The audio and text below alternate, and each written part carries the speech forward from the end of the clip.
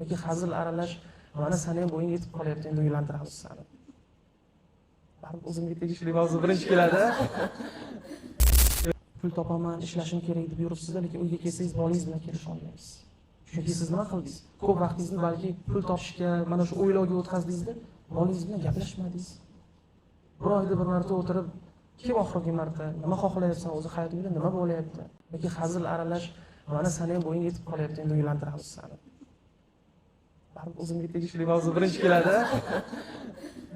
Yoki ozgina bo'lsa ham onani qiz bilan, hattoki nafaqat onani, balki otani qiz bilan suhbat ham-da.